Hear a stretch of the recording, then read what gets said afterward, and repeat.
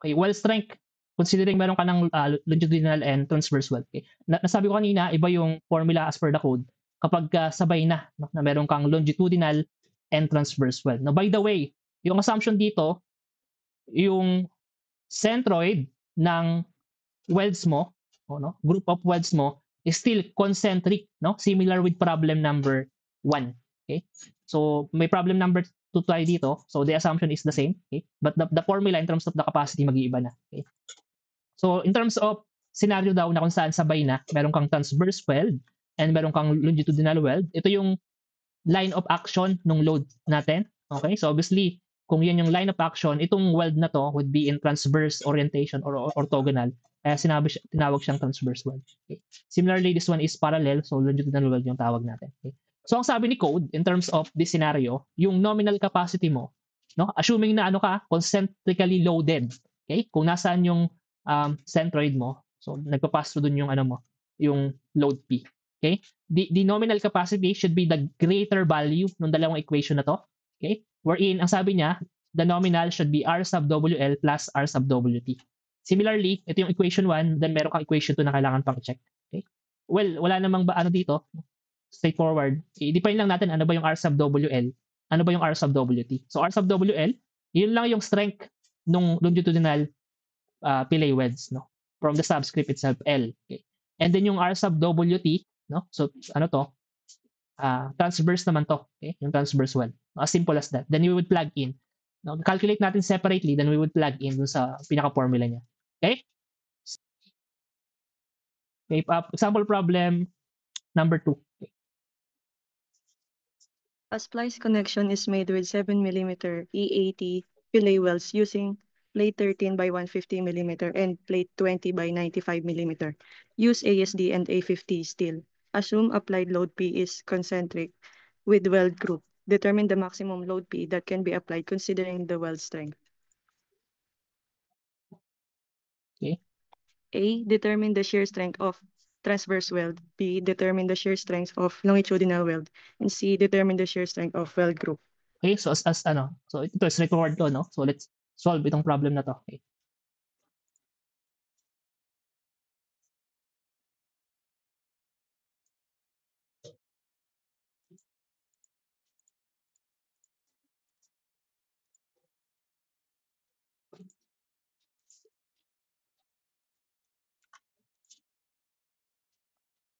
Okay, for problem number 2, we need to separately calculate muna yung mga capacity. Okay? So number 1, yung ano daw, transverse weld shear strength, no? So ibig sabihin yung ano lang 'yon, no? Transverse. So, R sub W T. Ganun lang, no? Okay? Now, kung ito yung pinapahanap, the same set of equation lang naman, and siguro mas maganda, let's copy yung formula natin for from problem number 1 para hindi natin ulit-ulitin yung calculations natin, no? So we would have this ano, set of equations, okay, na derive na natin kanina. Okay? So copy natin 'to.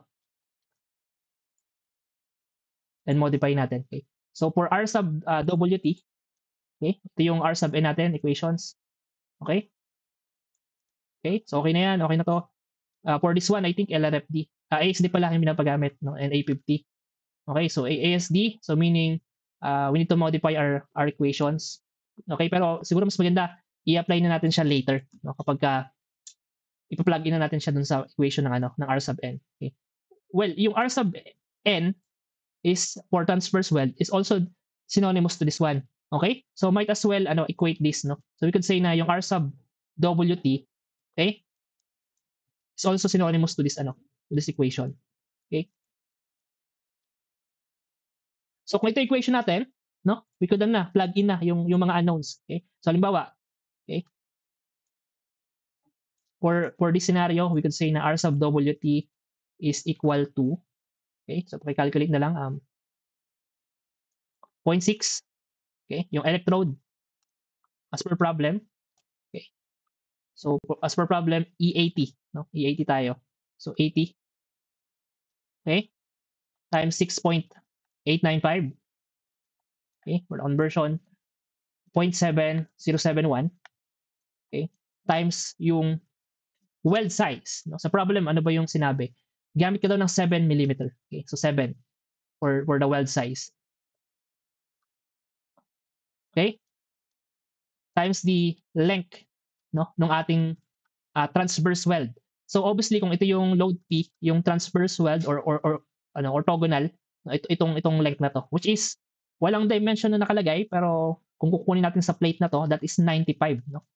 No, 20 millimeter thick, tapos 95 yung pinaka width. Okay? So that yung length na to is 95 millimeter. Okay? So we would have 95, no, millimeter. Okay? So divide natin to by 1,000. Okay? We would have the R sub WT. Okay? So ilan to?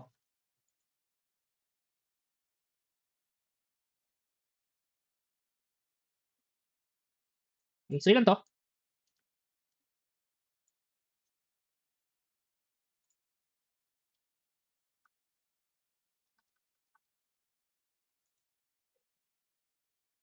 Sir, 155.62 po.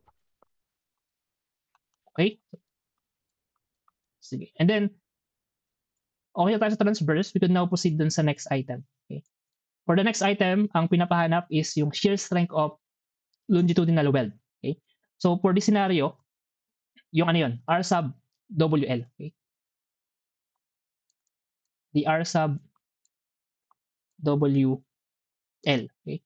So I think we could ano na, no? we could copy na to. Okay? Kasi parang halos ito na rin yun, no? Ito na rin yung gagamitin natin. Okay? So let's ano na lang, no? Let's modify some of the items, no?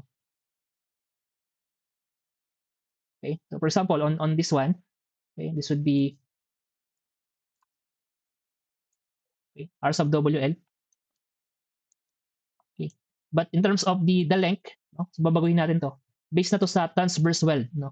So dun sa figure, you could see na yung total, sorry, longitudinal weld rather. Okay.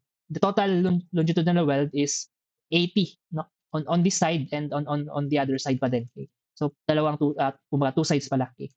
So we would have 80, no? Times 2 for the total para maging total longitudinal ano weld. Okay.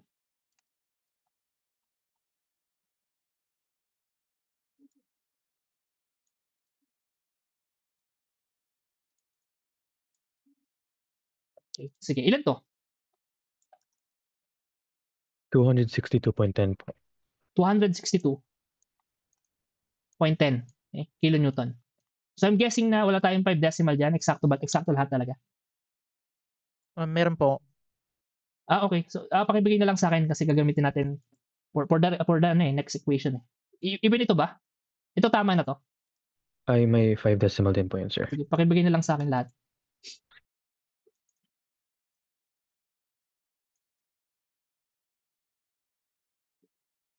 Sige. So ilan to? Itong item A. 62451 po. 451 po yung Okay. And then yung next item natin, 695 po yung nasa dulo. okay. Now, okay na tayo, no? We could now proceed dun sa last item which is determine the shear strength of the weld group. So pasok tayo dito sa combination. So check natin yung first equation. No? Okay? Itong R sub n. Okay? Okay? For item C, no, unahin natin yung first equation. No? R sub n daw is as simple as R sub W L ba yun? Yeah, L muna. Tapos plus R sub WT. No, as simple as that. Pero ano, tawagin natin itong ano, R sub n R sub n1. Okay. So we would have ano as simple as ano eh, no? Adding yung numbers na to. Ito. Okay? Okay, plus yung number na to. Okay? So dapat pala mauna tong ano. Mauna tong 262. Okay.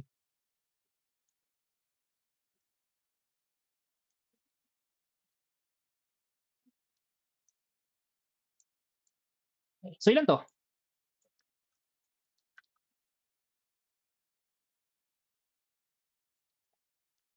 Ilan to?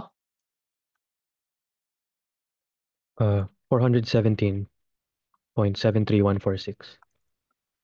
2 decimal na lang. Kasi wala hindi 73 po. 73. Okay. Okay na tayo dito. No? We could now check yung next equation. 0.85 longitudinal, 1.5 transverse. Okay. 0.85 longitudinal, okay, plus 1.5 transverse. Okay, ito yung ating R sub n 2. Okay? So from this, we could plug in na, okay? Kung ano man yung given natin, okay? So we would have 0.85. Okay? This 262 point something, okay? For R sub wn. Plus 1.5 times, okay, itong value na to, okay? Okay, as simple as that. So parang arithmetic lang talaga to, no? So ilan to? 458.78. 458.78 78 po. no, which is dapat pala 5 decimal pa rin to kasi hindi pa pala final answer yan. Okay.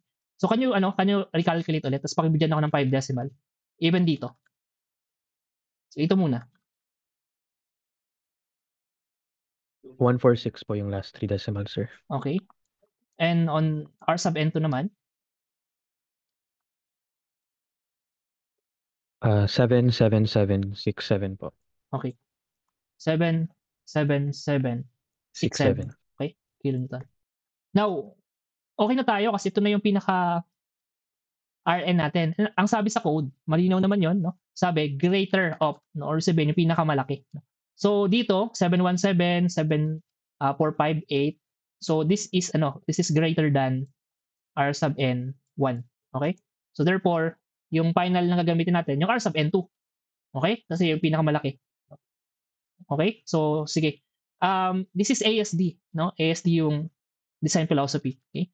And we have the nominal strength pa lang. So ibig sabihin, if we want to calculate ASD, so we could say na yung R sub A, or pwede mo sabihin P sub A yan, no, is equal to R sub n, no, divided by omega. Okay? And we also discussed kanina na kapag weld strength, that is as simple as as simple as 2.0, okay? 2.0. Pero we could say pala na yung R sub n natin is R sub n2, okay?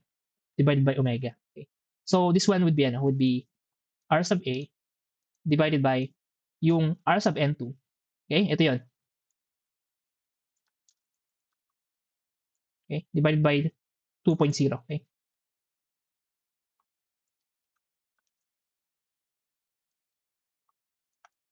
So meron tayong R sub A or the allowable weld strength.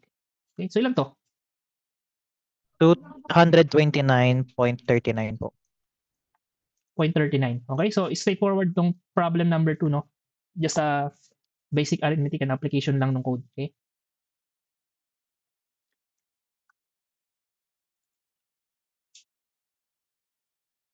So I'm guessing wala kayong questions or clarification for problem number 2.